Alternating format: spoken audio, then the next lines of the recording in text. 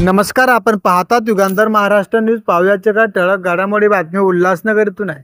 उल्हासनगरमध्ये विशाखा प्राथमिक शाळेत आमदार डॉक्टर बालाजी किनीकर यांच्या हस्ते ध्वजारोहण. उल्हासनगरमध्ये 78व्या स्वातंत्र्य दिनानिमित्त विशाखा प्राथमिक शाळेमध्ये ध्वजारोहण सोहळा पार पडला. स्थानिक आमदार बालाजी किनीकर यांच्या हस्ते ध्वजारोहण करण्यात आलं. या ध्वजारोहण सोहळ्यात शालेय विद्यार्थी तसेच इतर मान्यवर उपस्थित होते. 15 ऑगस्ट निमित्त विविध ठिकाणी आमदार बालाजी किनीकर आणि शिवसेनेचे उपशहर प्रमुख संदीप डोंगरे यांच्या हस्ते देखील ध्वजारोहण करण्यात आले आहे. देश जपण्यासाठी सर्वांनी बंधुत्वाने आणि सलोखा निर्माण करणे प्रत्येक भारतीयाचं कर्तव्य असे मत मान्यवरांनी व्यक्त केले.